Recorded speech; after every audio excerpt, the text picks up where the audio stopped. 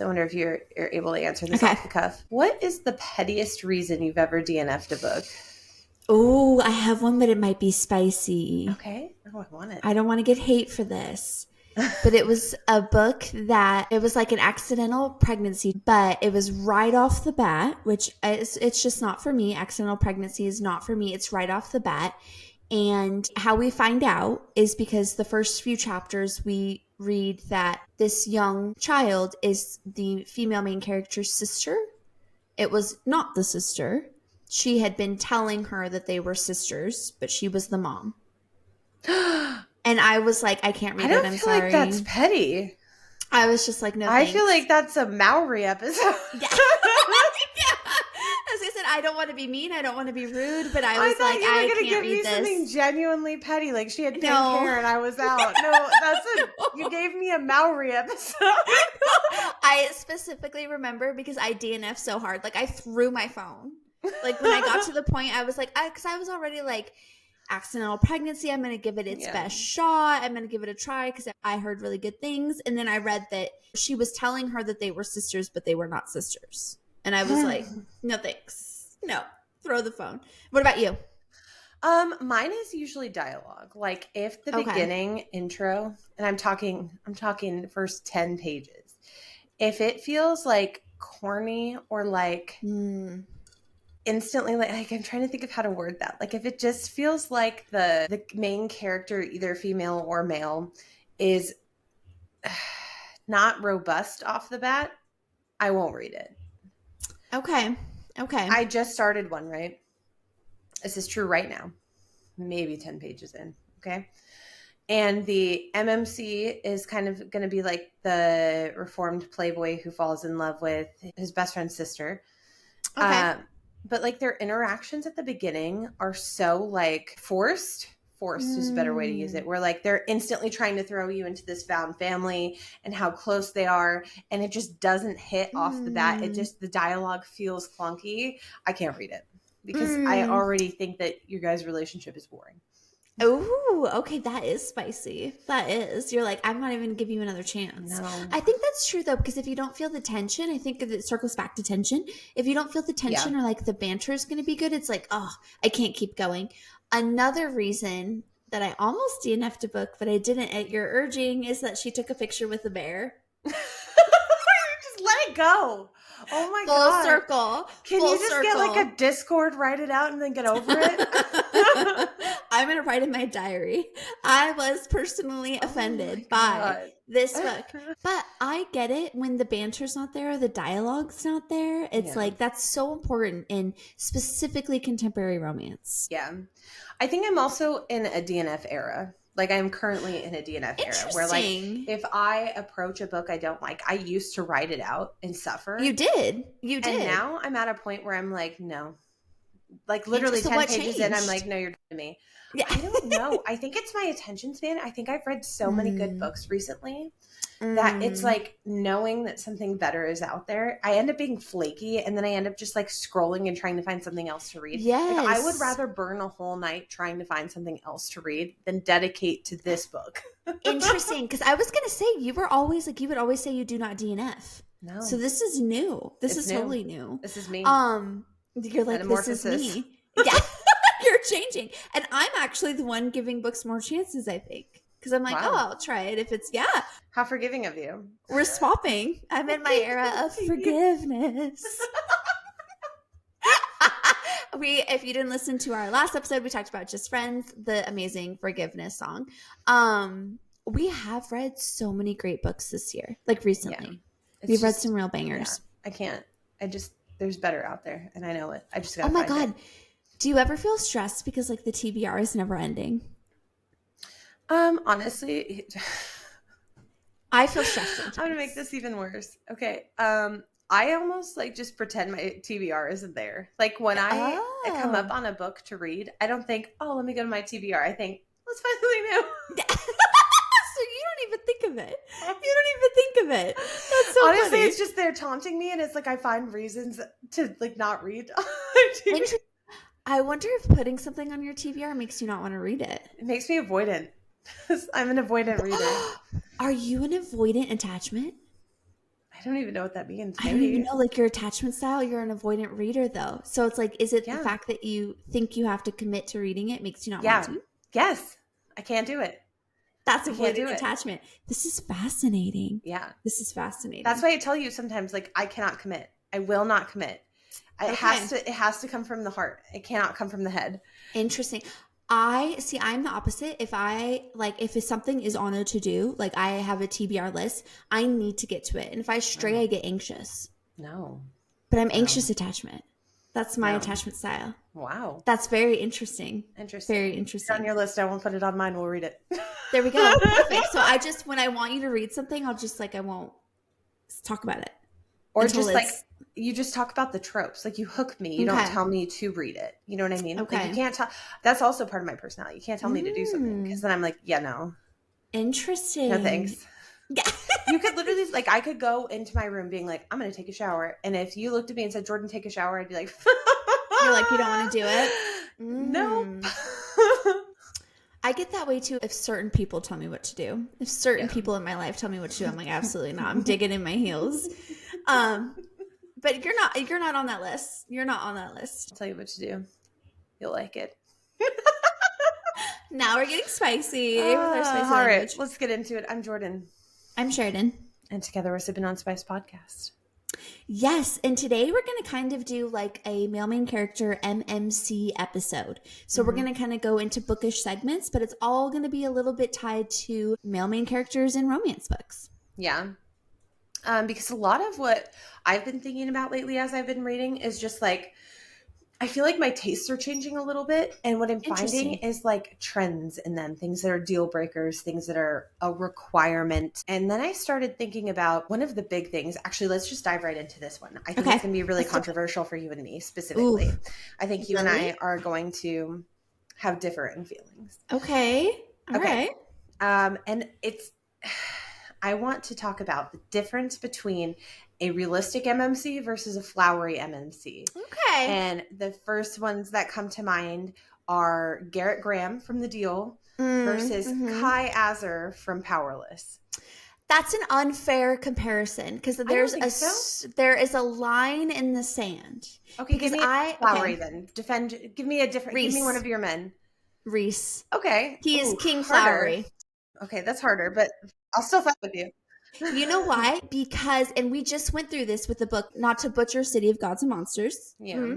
But we just went through this where the male main character absolutely was flowery, but personally, because a lot of people love it and we respect that and understand that, but personally for us, the issue that we had with it is that he was saying all the right things. The MMC was saying all the right things and it was very flowery, but we didn't believe that there was enough tension or experiences that the two characters had gone through where we believed it.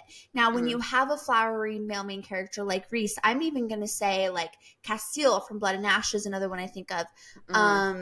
Like when you get to flowery there, Reese is the king of this. Ollie, my Dark Prince, I would say some of the things he says are pretty flowery with his love decoration. I would say he's realistic though. I would say flowery in his love decoration. Yes, but I'm talking like has more realistic traits to him than like a Reese or a Castile. And what I mean by that is they're not like bend over backwards for the FMC. I think that the reason that the flowery works for like Reese and Castile is because you're dealing with a fated mate situation. If you removed the fated mates from it, would his love make as much sense? Yes, I actually think with Reese, specifically with Reese, to defend him, which again is I know is also controversial, there's so much love build up where the mates don't even come into it until much later. Castile, slightly different, but I also think there's we don't even find out. I don't want to spoil anything. Castile from Blood and Ash, there's a lot of build up before we get to any combo of mates. So hang on though. Same with Reese. The initial attraction and the reason that they are able to have these times together is because of the deep-rooted mate situation, the deep-rooted mate draw. So that's what I'm saying is that without that, they might not have pursued them. They might not have had that time to have that buildup, right? So what I'm saying is what I'm finding is that realistic MMCs feel more tangible, I guess, to me. And one of the main ones that drew it to me, so you've got Garrett Graham from The Deal for sure, who's like a slam dunk. But there is a book in the Briar U, also L. Kennedy, and it is the play, and it is Hunter and Demi's book. And it is a much more realistic relationship where, again, they go through like friendship to relationship and their banter. And it's not right off the bat obsession where they would do anything. And I find that like those, they can still have big declarations, but I'm finding that the density to the relationship feels more real to me. Interesting. Better. Okay. This is interesting. And I think this conversation's interesting because I think when I think of realistic versus flowery, I'm thinking of something else. I do not like insta love or like instant attraction. No. I agree with you. So I do think there needs to be banter. There needs to be build up. I think Reese and Castile both have build up and banter before we get to these. I will do anything for you. But what I do love is whether it's a second chance where there's a misunderstanding, but they knew each other in the past, or it's a pining book. And so from the bat, they'll do anything for the female main character because they've had feelings. But they have to have like realistic relationships in between. And what I mean by that is like real sarcasm. Like, for example, if the situation were to present itself in real life and you were to try to do that to your husband and he would be like, yeah, no. That's where it becomes like flowery to me, like where we're inflating a relationship in a way that isn't real. Okay. Give me an example. Something basic like, I don't know, you're both in bed in the middle of the night. It's 10-11 p.m. You're both dedicated to the bed. Okay. You're not pregnant. There's no extenuating circumstances. And you're like, hey, husband, can you go make me some toast? My husband wouldn't make me toast, but if it was like water, he'd go get it. Or ibuprofen, absolutely. Well, yeah, that's what I'm saying. I'm not talking like a situation. I'm saying you decide, I want toast. There are a lot of books where the MMC like pops up and is like, you got your toast, girl. I am finding that there's a lot more of those unbelievable pieces in books that are making it harder for me to be convinced in relationships because you leave it feeling like the situations feel written. Which I know they're books, but you know what I mean. Right. Well, I think what's interesting too about this conversation and this debate is I think is like, are books meant to be escapism? I think are they meant to be realistic? But I like to truly connect with you. Don't you want something grounding you in reality as well? I think so, yes. Because I think the issue with City of Gods and Monsters is it felt like insta-love, like it didn't feel like there was anything backing up. Insta-love. Right, exactly. So that's what I'm thinking of when I think of like flowery versus realistic. But I do also prefer my male main characters to be pining and would bend over backwards. Yes, agreed. I do agree with you. If it does feel like insta-love or like there's situations like that, I think that it takes you out of it but I also think we like to read angst and tension. Yeah. So if there's none of that, it's like, if it's, you know what I mean? I'm saying. If it's too flowery and he's too perfect, I don't like it. Interesting. So you like flawed male main characters? Yes, that's what it is. That's what it is. Yes. It's like if they're not flawed in their relationship, like, and it's not like flawed like out there like doing bad things. No. Yeah. It has to be like he can't be this perfect subservient MMC that does everything for them. You know what I mean? I mean, it could be, but yeah. But then there's no flaw or tension or strife or we can get to a point where at the end they ride off into the sunset and you're like, wonderful, they're perfect and would do anything, but you need plot, you need hurdles to overcome, like you need, you know what I mean? Personality, like personality that drives the banter and the sarcasm. I think it's so important for me to have like humor and sarcasm within relationships in books because it's like if they don't, I'm like, this is boring. Congrats on loving each other. So, because I think that's kind of like at the end of the book, that's like the close scene. Yeah. You're like, that is the epilogue. Oh my God. I'm going to say something so offensive here. I tend to get so bored in the epilogues and the wrap-ups. If they're not done in a way to drive like more information that I care about and they're just like, we're at a family barbecue and here's our child and we're so in love, I don't care. Actually, surprised to hear you say that. I don't care. I want an epilogue, but I want it to be meaningful or like, okay, tell me. Standalones. Okay. when you have an interconnected standalone and you start to see the characters, the side characters that you've already read about, and they're just like obnoxiously in love, and their whole side thing is like, look how in love they are. They give each other kisses. Their eyes look at each other. Oh my God. You're ruining a character I love now, because all I'm seeing is like, because, okay, think about our friend group, right? 0% of the relationships has somebody mooning over the other one in the corner, making out, being weird. No. Or a part of a group. The guys are chatting with the guys. The girls are chatting with the girls. If we intersect, I do think that's more real life. I struggle. I do think in real life, people could be made to feel uncomfortable if you have a lot of PDA in front of other people. And that's all I think about. I see what you're saying. So when there's an epilogue, or if they're in a group setting in a book, and it's, I hate it. I don't think I've ever thought, but it's interesting. But I'm going to be honest, I'm going to say something controversial. Okay. Are you ready? Yeah. I've been struggling with contemporary romance in general lately, outside of Kate Canterbury and Wildside. That's why I read like a mystery thriller. I need like plot, like I need tension. It has its place, absolutely. And you're like, oh, I love this. And when you want it and you find a great one, it's amazing, like Wildside. But I would say there's plot, there's tension, there's strife. No part of that felt contrived. It was not insta love, but I thought that how it all played out was fantastic. But I think that's something I do actually struggle with contemporary romance in general lately, is that it's like, it's very formulaic, and how it's going to go, basically. Yes. I totally agree. I think that's why I've been big on DNFs, is because I like refuse to read something that feels like it's formulaic, or like I know what's happening, or the plot isn't truly a plot, and that it's all like, if it's driving to a third act breakup, I don't want it. Oh, no, thank you. I don't want it anymore. Like I'm at a point where like a third act breakup has to be so poetic and well written for me to want it. If otherwise, I just don't want it. Give me a different plot point that is like, make me scared of something. Make me drop a different shoe. Give me a different shoe to drop. Surprised. Yeah. Like, I actually don't know where this could be going. And that can happen in contemporary. Yes. Like it can. It's just, I totally agree. I think a lot of what's becoming like book talk or popular is just feeling like redundant. Yeah. Yeah. So I actually think this has been a great debate. I actually agree with you on the realistic versus flowery, because I actually typically prefer like the antisocial male leads that are not even flowery. Like, it's not even the language, it's the acts of service. But I agree with you at that it has to feel earned. Oh, that's such a bad word. Like, you have to go through something, whether it's banter, whether it's animosity. It can't be insta love, and it can't be unrealistic, I guess. Yeah. I agree with you. I'm actually surprised.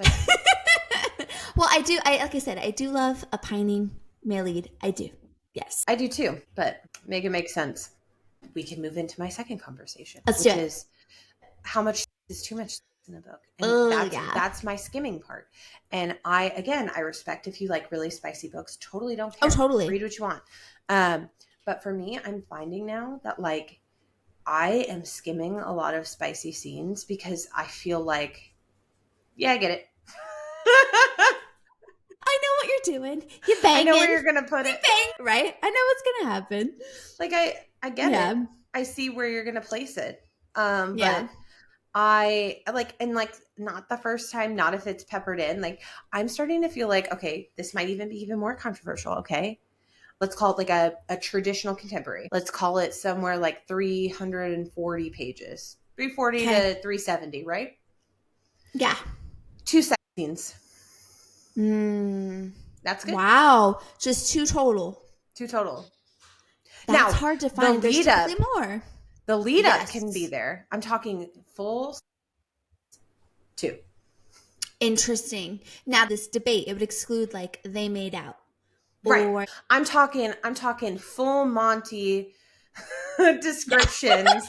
Banging. Insert into the donut. This is the most foul description of sex ever. Would you say it's a hot dog? The hot dog into the donut hole. Okay. I want 2. Okay. Like 2 max. Yes. 3 I understand. Anything over 3. Because here's the other thing that'll happen, right? Again, a traditional contemporary. They're going to start banging 50 to 70% through the book, right? Let's call it 50. 50 is more normal. then you're just cramming into the last 50%. So you're having Yeah. plot banging, plot banging, plot. Every time you see somebody, you're not immediately like, let's get naked. I'm sorry. I want it to be balanced. I want it to be more balanced. I'm salty in this episode. Oh my God. I agree with you because I do skim those scenes. Like if you've already I do love spicy books. I do. Yeah. We're just same theme, angst, tension, build up. Will they, won't they? A good will they, won't they will feed me for a long time. Yeah. Will they, won't they throughout the book. And then when they get to that sexy, spicy scene, the payoff is fantastic. Yes. But if it's literally just like spice, spice, spice, spice, I do lose interest and I do skim past because, at that point, because it's not actually the spice for me personally. It's the angst to the spice. Yes. Or like, okay, but let's take this in another note, right? Which is the angst, the buildup, right? You have the big spicy moment, but there's still more to the book. Leave the plot in as what's driving that, because if you keep going and there's still too much filtered in spice, it doesn't need to be there, because then it feels like the second you get together, all that it's about to you two is sex.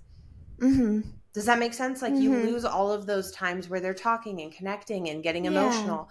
Like, for example, you read an emotional scene and she starts crying and their solution is to start having. No one does that. Maybe you do. I agree with you. Maybe this is personal, but to me, if I'm having a mentee bee, and the last thing I'm thinking of is sex. No, we're not going to wrap it up over here with. I'm sorry, it's going to be a snugs, maybe some ice cream, and a nap time. Okay? Yeah, but that's intimacy. I think you can still have intimacy without having it be. Well, I'm going to distract you. That's always the comment. I'm going to distract you, and then penis. You know what? This is getting so deep because I was just thinking, so like in real life, if I'm having a mentee bee, which I had one earlier this week. Right. It's been a week. It's 2025. Who hasn't had one this week? 1,000%. If the, like in books, I'm going to try to distract you with my penne pasta. Yeah. Because you've had such a bad day. If that was what was offered to me, I would get so angry. Oh my God, me too. You would be like, you don't care about me. Thank you. It would take away, I would feel invalidated. Yes. I'd be like, excuse me? I'd feel invalidated. Yeah. Exactly. And I'm just seeing it so much. I'm seeing it so much where they get together and then the spicy scenes are just crammed in and it's like everything that happens are like, well, whip out my penis and it'll all be better. Or I'm going to climb you like a tree. And you're like, yeah, right. Like this is not happening. So does this lead into the lack of realism? Because you're talking about the like realistic MMCs, these types of scenes. Are they not realistic? Yes. Oh, you know what? I think this is so fascinating. Right now, I'm in a real fantasy romance kick because I need to escape from the real world. When I'm in the real world, I think I have mentee bees. So I need to escape the real world, which is why I'm in a fantasy romance kick. I'm in a place where I either want a comfort read or I want the tension to be elsewhere. Like I want the relationship to build over time. But I want there to be a good outside plot that's driving it elsewhere. If it feels like it's actually 100% a romance book, I'm not interested anymore. I'm shooketh. No, I agree. But I'm talking like where the plot, the tension, everything is wrapped in the relationship. Got it. Yeah. No, I completely agree with you. I 1,000% agree with you. Now, if you have like a relationship where they work together and they're not allowed to date, right? And the other shoe is them, the company finding out, right? That's a good other shoe. Yeah, that's a good other shoe. That is. I completely agree with you on this one. Wow. I know. Look at us just doing it right to her. I know we are. I did have a point from our previous debate. Where would you put Ryan Shea on the spectrum of realistic to flowery in the male main character spectrum from The Right Move? Where is he landing? I like him because his entire driver is one specific type of romance, which is acts of service. He does eventually get around to a flowery comment, but his entire vulnerability is centered around acts of service. And I think there's a consistency in that. And I think what we find so romantic about it isn't unrealistic, right? He does things that are small that feel big over time. Yes. Versus like I bought this building for you. Yeah. Oh my God. Does that make sense? Oh, I just thought of a book. Yes. Oh, okay. Yes. I mean, it's a billionaire. I just thought of a book. So. Yeah, I mean, it is. If they're buying the building, it is. Yeah. But yeah, no, I completely agree with you. That's why I wanted to pose that question, because I was like, okay, for contemporary, I would venture to say, and you can correct me if I'm wrong, Ryan Shea is like platinum tier contemporary boyfriend. Yeah. Where I know this can also be controversial, I think Reese from ACOTAR is platinum tier fantasy romance boyfriend. But that's a great explanation. Yeah. I think if you want, like, I think your certain billionaire romances can give you that, like, flowery-esque, right? Where they suddenly just, like, buy and solve anything with their money. That's one way. Or like I said, just somebody who does all of the acts of service that, like, no other person would actually do. Where they'd be like, go get your own toast. Yeah. So, venturing into this, what are your requirements for a male main character? Oh, okay. Something key for me is going to always be that, like, sarcasm humor. I need there to be, like, a good banter, and not just, like, a flirty banter. I like it to be, like, fun. They goof. They make fun of each other. They're laughing. That's so important to me because I think it's important to me in real life. So it's like, if their whole relationship is centered around, like, being sweet to each other, I am so bored. So we're going to be on opposite ends of this one. This is the debate. Because I agreed with you on your other 2 points. This is the debate. I think that they have to be they have to be strong in their own right. Now, this is kind of controversial for me, I think, which is that I really struggle with, like, MMCs that don't have some form of power. Whether it's from success in their career, it could be strength, like physical strength. Like, I struggle when the MMC doesn't have an upper hand somewhere. Interesting. Like, oh my God. We're going to debate. Okay, so on both of those things, I'm flopped completely. So when it comes to requirements, okay. For me, I love a good banter. I love funny. I do. It's okay, but it is not a requirement for me. I actually really love, like, the taciturn, grumpy, barely speaks. But what I need is it's nobody other than you. Actually, top tier. Agreed with that. But even more, not even nice to other people. Except for her. Like, I'm thinking Kingfisher from Quicksilver. Like, I need them to be angsty. I need them to pine. But I also think of, like, I think of my favorite Lisa Kleypas book. It's almost like, this is going to sound messed up, but I want the male main character to love her so much he suffers.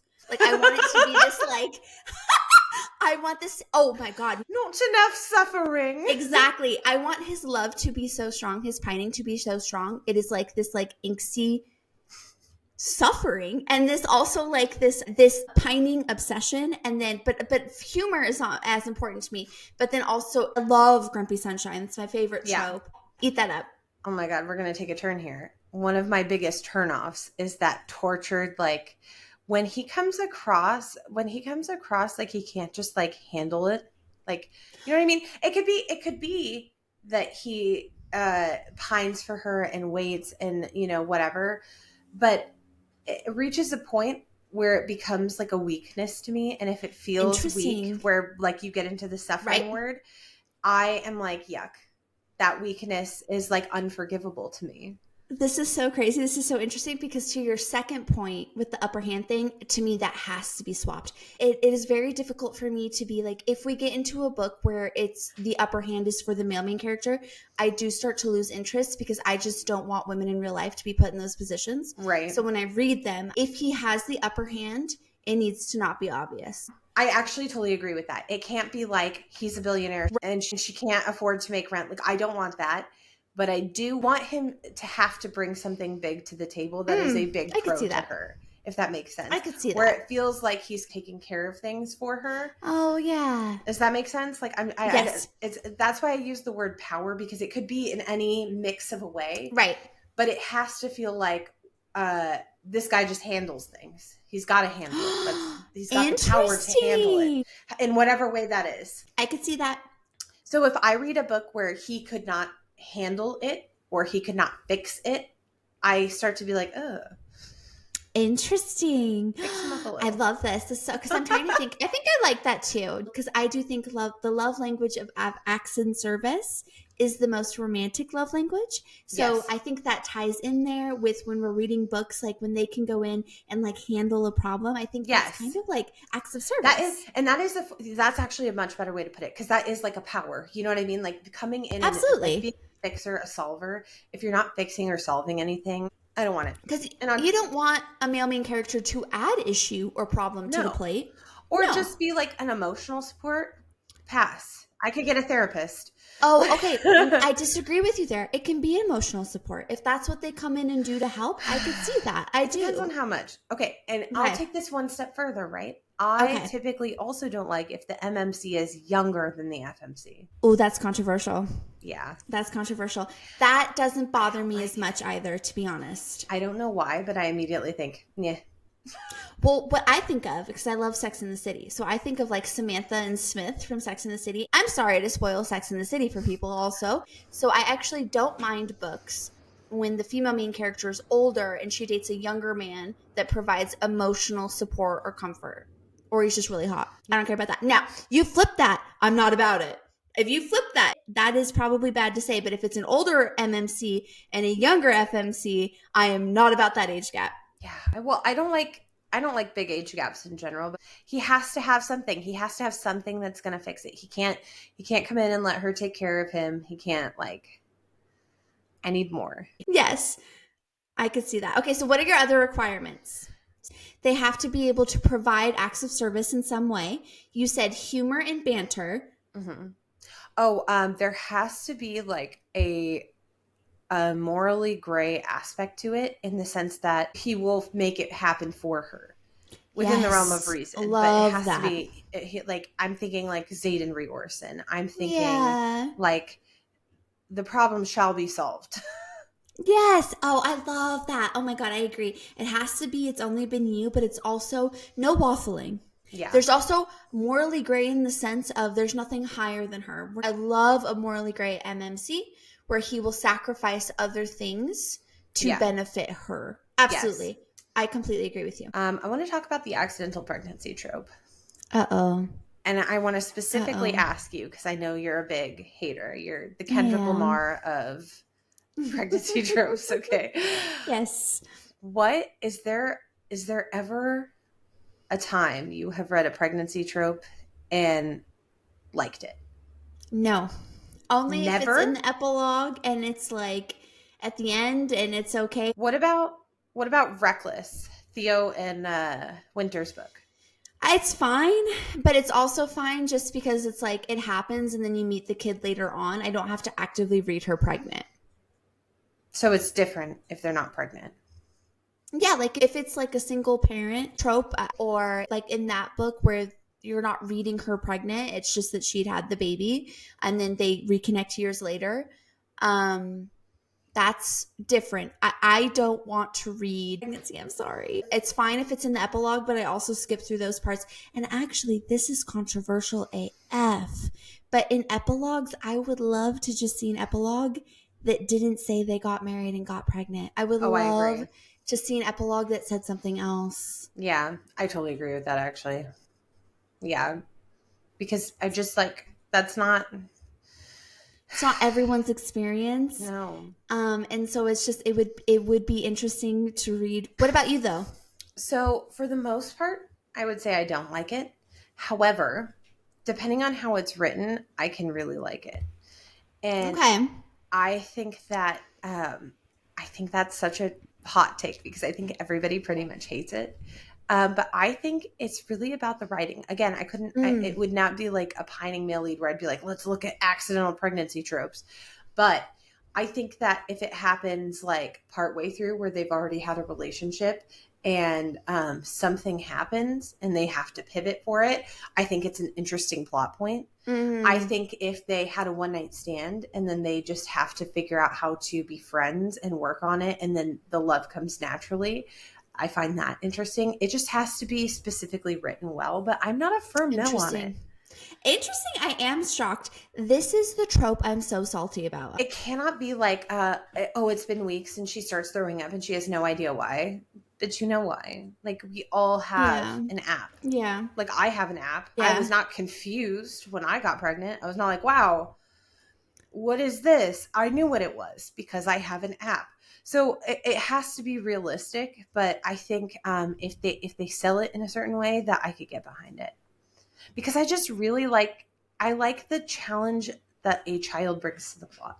Sometimes, not all the time. Sometimes. That's why I like single dads. That's why I liked even adoptive single dads or single parents. Those a are lot of interesting, books yeah. I've really connected with. I just feel like I really like that. It's a different kind of found family, and I love the extra layer it adds to the plot. Now, you know what a deal breaker is for me in like parent romances? Like romances where there is a child involved in any form. If there is a third act breakup and there is a child involved, that's really I do not like it. That is a firm no for me. Yeah, I could see that. That is very difficult. If there is a third act breakup and there is any form of a child involved, I think unforgivable. Because they'll do like the totally. whole kid gets excited that they come back and stuff, and the breakup and how it affects them. I could never. No, I don't like third act breakups if it's a single parent as well, because I just think it's like, oh, my heart does go out for the. Now, lately, I love it if it's a single mom, but as long as I don't have to read them be pregnant. I instantly thought of that Reba song, A Single Mom. Mom who works so hard, loves her kids and never stops. And also, like, if they have to adopt their, like, niece or nephew, I eat it up. Okay, I'm going to ask you a couple would you rathers. Let's do it. Okay, would you rather read an accidental pregnancy trope or read a reformed playboy who was active in the beginning of the book? Very active. Oh, well, I'm going to do the reformed playboy, very active in the book, in the beginning of the book. Okay. Would you rather have a book where the MMC waffles or a cheating trope? Oh, that's a hard one. I'm going to go with waffles. Yeah, I feel like. No, yeah. Oh, so hard to forgive. So difficult. Would you rather? I'm just going to mess with you right now. Okay. Would you rather read a love triangle between two brothers or two sisters? Oh, two brothers. If it's girl, go get it, but not the other way around. Okay. Let's take this one further. Would you rather read a love triangle between two brothers or a brother and a dad? Oh my God, two brothers. Or I guess son and a dad, not a brother. No, two brothers. Can you imagine the what we said earlier, being able to say your dad didn't do it like that? It would feel like a really good way to get revenge. It would, but traumatizing. Yeah. My God, you go to the dad's room instead of the brother. Guess who's in the master? Yeah. No. Bathroom connected. No. No, bathroom connected.